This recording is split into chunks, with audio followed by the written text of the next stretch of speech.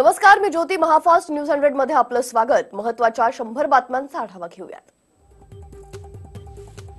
शिवसेना प्रमुख बाळासाहेब ठाकरेंच्या 88व्या जयंतीनिमित्त वांद्रे येथील मातोश्री बाहेर शिवाजी पार्कवरील बाळासाहेबांचं स्मृतीस्थळ फुलांची सुंदर आरास आणि विद्युत रोषणाईनं सजवण्यात आलंय. सेना भवनासमोर 8x8 उंचीचं नेपाळमधून आणलेल्या 33,000 रुद्राक्षांपासून तयार करण्यात आलेलं बाळासाहेबांचं पोर्ट्रेट ठेवण्यात आलंय. दिवंगत बाळासाहेब ठाकरेंच्या स्मारकाला निधी देण्यासाठी मंत्रिमंडळानं मंजुरी दिली आहे. बाळासाहेबांच्या स्मारकासाठी पालिका खर्च करणार आहे, त्यानंतर सरकारकडून निधी देण्यात येणार आहे. बाळासाहेब ठाकरे स्मारकाची निविदा 1 आठवड्यात निघणार असून MMRDA ही निविदा काढणार आहे. तर निविदा काढण्याची प्रक्रिया पूर्ण झाल्यावर भूमिपूजन करण्यात येईल अशी माहिती उद्योगमंत्री सुभाष देसाई यांनी दिली आहे. राज्य सरकारनं 100 कोटी निधी मंजूर केला, याचं स्वागत महापौरांनी केलंय. मात्र बाळासाहेबांच्या स्मारकासाठी महापालिका किती निधी देणार याबाबत विचारलं असता त्याबाबत निर्णय घेऊ असं मोघम उत्तर त्यांनी दिलंय. बाळासाहेबांच्या स्मारकासाठी दिलेले पैसे म्हणजे जनतेच्या पैशांची लूट असून मुख्यमंत्री देवेंद्र फडणवीस शिवसेनेला खरेदी करण्याचं जे तंत्र अवलंबतायत ते योग्य नसल्याचं मत अशोक चव्हाण यांनी व्यक्त केलंय. बॉम्बेचं नाव अधिकृत मुंबई झालेले शिवसेनेला माहित नाही का की शिवसेनेचा मराठीचा कळवळा फक्त दाखवण्यापुरता आहे, अशी टीका धनंजय मुंडेंनी केली आहे. कारण सेनेच्या ताब्यात असलेल्या उद्योग खात्याच्या अखत्यारीत येणाऱ्या MADSCच्या डायरीतच मुंबईचा उल्लेख हा बॉम्बे असा करण्यात आलाय, अशी टीका करण्यात आली आहे. हॅकरच्या दाव्यावर मुंडे कुटुंबियांकडून अधिकृत भूमिका अजूनही आली नाहीये.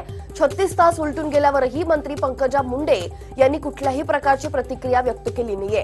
तब्येत ठीक नसल्याचं कारण देत पंकजा मुंडे राज्याच्या कॅबिनेटमध्येही त्या अनुपस्थित होत्या. आघाडीच्या कोट्यातून मुंबईत मनसेला 1 जागा देण्याचा प्रस्ताव राष्ट्रवादी काँग्रेसनं काँग्रेसकडे दिलाय. ईशान्य मुंबईची जागा मनसेला दिली जाऊ शकते अशी माहिती सूत्रांकडून मिळतेय. मात्र उत्तर भारतीयांच्या मतावर परिणाम होण्याची ही भीती आहे. काँग्रेसनं मनसेला जागा द्यायला त्यामुळे विरोध दर्शवलाय. चंद्रपुरात वंचित बहुजन आघाडीची सत्ता संपादन निर्धार सभा पार पडली. यावेळी प्रकाश आंबेडकरांनी काँग्रेसला थेट आव्हान दिलं. अकोल्याची जागा तुम्ही लढवा आणि ती जागा जिंकून दाखवा असं आव्हान त्यांनी काँग्रेसला दिलंय. ईव्हीएम घोटाळ्यास भाजप सरकार जबाबदार असून हॅकिंगची पूर्व कल्पना असल्यामुळेच गोपीनाथ मुंडेंची हत्या घडवण्यात आली. तसंच हा प्रकार दडपण्यात आला असल्याचा आरोप राजू शेट्टींनी केलाय. तर आगामी निवडणुका ह्या बॅलेट पेपरवर घेण्यात याव्यात अशी मागणीही त्यांनी केली आहे. राज्याच्या ग्रामविकास मंत्री पंकजा मुंडेंच्या बाजूला उद्घाटक म्हणून आमदार विनायक मेटेंचं नाव का घेतलं नाही आणि म्हणून विनायक मेटेंच्या एका मुजोर कार्यकर्त्यांनी एका डॉक्टरला मानुष मारहाण केली आहे. मारहाणीची घटना सीसीटीव्हीत कैद झाली आहे. अण्णाभाऊ साठे महामंडळ पुनर्जीवित करून मराठा समाजातील तरुणांना रोजगाराचं साधन उपलब्ध करून दिल्याबद्दल मुख्यमंत्री देवेंद्र फडणवीस यांचा सत्कार नवी मुंबई माथाडी कामगार नेते नरेंद्र पाटलांकडून करण्यात आला. मुंबईतल्या चेंबूरच्या टिळकनगर इथं एका समाज मंदिर वास्तूचं भूमिपूजन सोमवारी भाजप लोकप्रतिनिधींनी केलं. तर त्याच समाज मंदिराचं भूमिपूजन मंगळवारी युवासेना नेते आदित्य ठाकरेंच्या हस्ते संपन्न झालं. अश्विनी बिद्रे सुमारे 2.5 वर्षापासून बेपत्ता आहेत. त्यांची हत्या केली गेली असावी असा संशय असला तरी अतिशय धीम्या गतीनं हा तपास सुरू आहे. त्यात गृह खात्यानंही बेपत्ता अश्विनी बिद्रेंची बदली केली. गृह खात्याच्या या कारभाराचा सुप्रिया सुळेंनी निषेध केलाय. मराठा आरक्षणाबद्दल मुंबई हायकोर्टात महत्वाची सुनावणी आज होईल. मराठा समाजाला आरक्षण देण्यात आल्यानंतर त्याला विरोध करणारी याचिका एन गुणरत्न सदावर्ते यांनी दाखल केली आणि त्या याचिकेवर आज सुनावणी होईल. ओबीसी नेत्यांनी राज्यपाल सी विद्यासागर राव यांची भेट घेतली. यावेळी मराठा समाजाला ओबीसीचं आरक्षण देऊन ओबीसींचा विश्वासघात केला असल्याचा आरोप ओबीसी नेते प्रकाश शेडगेंनी केलाय. ओबीसी आरक्षणासंदर्भात मुंबई हायकोर्टात याचिका दाखल करणाऱ्या बाळासाहेब सराटेंनी आता माळी, धनगर आणि वांजरी यांचं आरक्षण काढा अशी मागणी लावून धरली आहे. आत्महत्याग्रस्त शेतकऱ्याच्या कुटुंबाला तात्काळ 10 लाख रुपये शासकीय मदत मिळावी. कांद्याला 2,000 प्रति क्विंटल हमीभाव देण्यात यावा यासह विविध मागण्यांसाठी मराठा महासंघावतीनं निवासी उपजिल्हाधिकाऱ्यांना निवेदन देण्यात आलं. नागपूर विभागात भ्रष्टाचाराच्या प्रकरणांमध्ये सर्वात आघाडीवर असलेल्या महसूल विभागानं यावर्षी सुद्धा बाजी मारली. माहिती अधिकार कार्यकर्ते अभय कोलारकर यांनी माहितीच्या अधिकारात मागवलेल्या माहितीतून ही बाब पुन्हा एकदा अधोरेखित झाली आहे.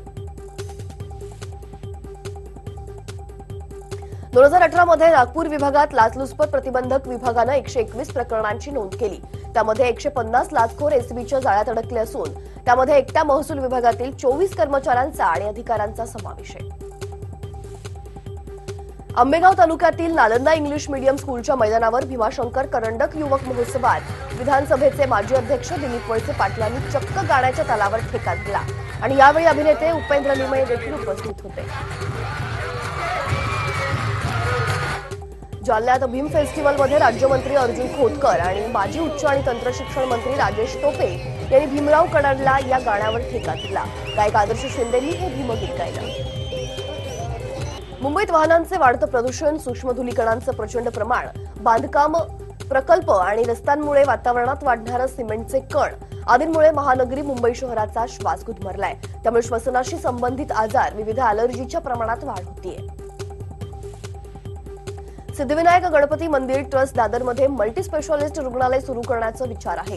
सिद्धिविनायक गणपती मंदिर ट्रस्ट पालिकेसोबत हे रुग्णालय उभारणार आहे. सोलापूर जिल्हा परिषदेनं परिषदेच्या शाळेतील शिक्षकांसाठी एक फरमान काढलंय. जिल्हा परिषदेचे शिक्षकांनी युनिफॉर्ममध्येच असावं असा फतवा काढण्यात आलाय. मात्र जिल्हा परिषदेच्या या आदेशाला मुंबई हायकोर्टात आव्हान देण्यात आलंय. आव्हानात्मक असलेला मेट्रो 3 हा प्रकल्प आता आणखी एका महत्त्वाच्या आव्हानाचा सामना करणार आहे. मिठी नदीच्या पात्राखालून मेट्रो 3 प्रकल्पाच्या कामाला लवकरच सुरुवात होईल. ग्राहकांना आता रेशनिंग दुकानात कॅश द्यायची गरज नसणार आहे. शिधावाटप विभागानं यश बँकेसोबत कॅशलेस सुविधेचं उद्घाटन केलंय. दुकानात बसवण्यात आलेल्या यश बँकेच्या मशीनमध्ये फक्त आपला आधार क्रमांक टाकायचा आहे. त्यानंतर तुमच्या बँक अकाउंटमधून तात्काळ पेमेंट होणार आहे. बेकायदा शस्त्रसाठा प्रकरणी अटकेत असलेल्या डोंबिवलीतील भाजपचा पदाधिकारी धनंजय कुलकर्णीला 14 दिवसांची न्यायालयीन कोठडी सुनावण्यात आली. त्यानंतर कुलकर्णीची रवानगी आधारवाडी कारागृहात करण्यात आली. कुलकर्णीच्या वकिलांनी जामिनासाठी कोर्टात अर्ज केला असून यावर आज सुनावणी होईल. अमरावतीच्या मळघाटातील मूळ गावांमध्ये परतण्याच्या भूमिकेवर ठाम असलेल्या आदिवासी ग्रामस्थ आणि सुरक्षा दलामध्ये सशस्त्र संघर्ष झाला. यात राज्य पोलीस, राज्य राखीव आणि पोलीस दल तसंच वन विभागाचे जवळपास 20 जवान जखमी झाले आणि या संघर्षात 10 ते 15 आदिवासी बांधवही जखमी झाले. सिंहगड इन्स्टिट्यूटचे अध्यक्ष डॉक्टर M.N. नवले यांना संस्थेच्या विश्वस्त पदावरून हटवण्यात आलंय. नवले यांनी 7 दिवस तुरुंगवास भोगल्यामुळे त्यांचं विश्वस्त पद रद्द झालंय. विभागीय सहधर्मादाय आयुक्त दिलीप देशमुखांनी कारवाई केली आहे. मुंब्रा परिसरातील कौसा भागात असलेल्या सागर अपार्टमेंटमध्ये राहणाऱ्या मजहर शेख या तरुणाच्या घरात एटीएसनं छापा टाकला. यावेळी 4 जणांना ताब्यात घेतलंय. देशविरोधी कार्य करत असल्याच्या संशयावरून या चौघांना अटक करण्यात आली आहे. औरंगाबादेतल्या एका इमारतीत बेकायदा गर्भलिंग चाचणी करणाऱ्या डॉक्टरला रंगेहात अटक केली आहे. पालिकेच्या आरोग्य विभागामार्फत ही कारवाई करण्यात आली असून यामागे मोठं रॅकेट उघड होण्याची शक्यता आहे. नालासोपारा इथं निर्मला यादव या महिलेची अनैतिक संबंधांमधून हत्या करण्यात आली. घोडबंदरच्या जंगलात 16 नोव्हेंबरला निर्मलाचा मृतदेह हा अर्धनग्न जळालेल्या अवस्थेत आढळून आला. घटनास्थळी सापडलेल्या चिठ्ठीवरून पोलिसांनी तिचा आरोपी प्रियकर अब्रार शेखला अटक केली आहे. मुंबईतल्या वांद्रे परिसरात झालेल्या हत्येचं गूढ उकललं असून प्रकरणी विठ्ठल भजंत्री या नावाच्या तरुणाला अटक केली आहे. भजंत्री आणि मृत इसम यांच्यात समलैंगिक संबंध होते आणि हे गुपित कोणालाही समजू नये म्हणून हत्या करण्यात आल्याचं समोर आलंय.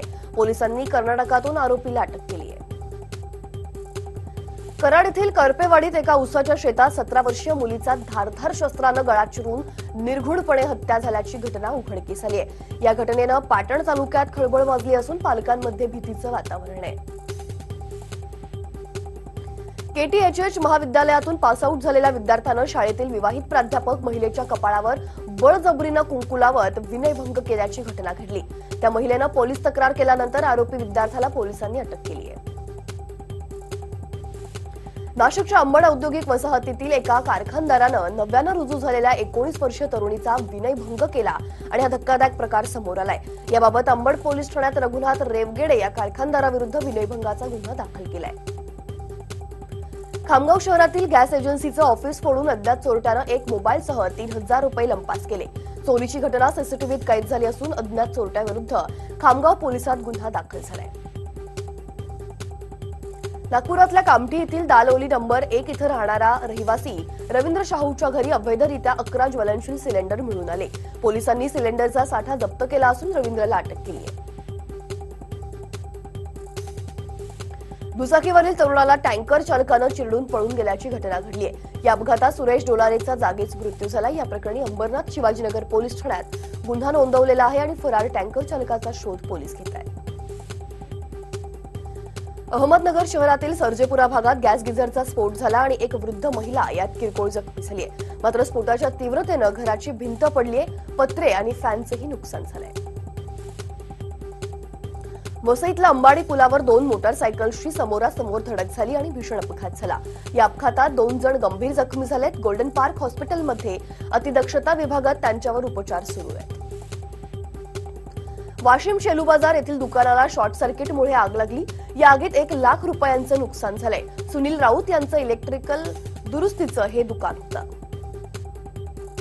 मुंबई अहमदाबाद राष्ट्रीय महामार्गावरील भरूचहून तळोजा इथं हायड्रोजन गॅस सिलेंडरच्या टाक्या घेऊन जाणारा टेम्पो पलटी झाला आणि भीषण अपघात झालाय. या अपघातानंतर गॅस सिलेंडरचे एकामागोमाग एक असे 5 भीषण स्फोट झाल्यामुळे महामार्गावरील वाहतूक ही काही वेळासाठी बंद करण्यात आली. भीषण आगीत चारोटी नाका इथं उभ्या असलेल्या एक टाटा मॅजिक भक्ष्यस्थानी आल्यानं जळून खाक झाला. टेम्पो चालक अवध बिहारीचा यात होरपळून मृत्यू झालाय. महामार्गावर मोठ्या प्रमाणात वाहतूक कोंडी झाल्यामुळे मनोर इथून ही वाहतूक विक्रमगड मार्गे वळवण्यात आली. विक्रोळीमध्ये एक्सिस बँकेच्या एटीएमला आग लागल्यानं संपूर्ण एटीएम मशीन जळून खाक झाली आहे. अग्निशमन दलाच्या 4 गाड्यांच्या मदतीनं जवानांनी आगीवर नियंत्रण मिळवलंय. या आगीत एटीएम मधील किती रक्कम जळून खाक झाली याची माहिती अद्यापही अस्पष्ट आहे. राहाता तालुक्यातील कोल्हारमध्ये हॉटेल मेजवानीत स्पिरिटचा टँकर घुसला. पलटी झालेल्या टँकरमधून स्पिरिटची गळती होत असल्यामुळे अग्निशमन दल आणि पोलिसांनी हा परिसर रिकामा केला. कराड येथील टेंभू तालुक्यात गोपाळ गणेश आगरकरांच्या जन्मगावी शाळेच्या आवारात असलेल्या पुतळ्याची अज्ञाताकडून मोडतोड करून विटंबना करण्यात आलेली आहे. या सगळा प्रकार लक्षात येताच पुतळा काढून ठेवला आणि बांधकामासाठी पुतळा काढला असल्याचं पत्रक काढण्यात आलं. मात्र पुतळ्यावर दगडाचा आघात झाल्याचा फोटो TV9 कडे असल्यानं ते खोटं बोलतात हे नक्की झाले.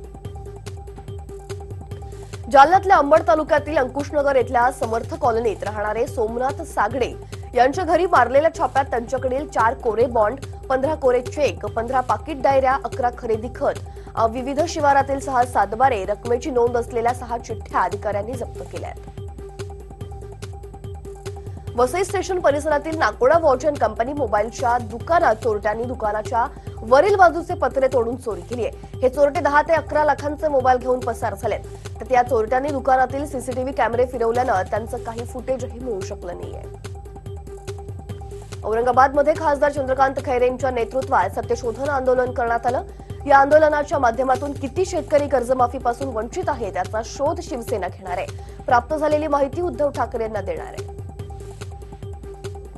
अखिल भारतीय सेनेचे पक्षप्रमुख अरुण गवळींची राहिलेली शिक्षा कमी करून सुटका करण्यात यावी या मागणीसाठी जालन्यात अखिल भारतीय सेनेच्या वतीनं जिल्हाधिकारी कार्यालयासमोर कार्यकर्त्यांनी जोरदार घोषणाबाजी केली. अमरावतीतील घाटलाडगी गावातील नागरिकांनी विविध मागण्यांसाठी 21 जानेवारीपासून गावामध्ये अन्नत्याग आंदोलन सुरू केलं. प्रशासनानं वेळीच मागण्या मान्य केल्या नाहीत तर आत्मदहन करू असा इशारा देण्यात आला. इचलकरंजी प्रधानमंत्री आवास योजनेतील घरकुलांच्या शहरी आणि ग्रामीण भागातील योजनेची अंमलबजावणी करावी. यंत्रमाग कामगार तसंच बांधकाम कामगारांच्या विविध मागण्यांसाठी मार्क्सवादी कम्युनिस्ट पक्षाच्या वतीनं प्रांताधिकारी कार्यालयावर मोर्चा काढून निवेदन देण्यात आलं. जालना इथं मुरमा ते भोगगाव नवीन रस्ता तयार करण्याच्या मागणीसाठी 4 गावच्या ग्रामस्थांनी उपोषण सुरू केलंय. या उपोषणाचा हा 3रा दिवस आहे. तालुक्यातील मुरमा ते भोगगाव रोडची गेल्या कित्येक वर्षापासून अत्यंत बिकट अवस्था झाली आहे आणि हा रस्ताही खराब आहे.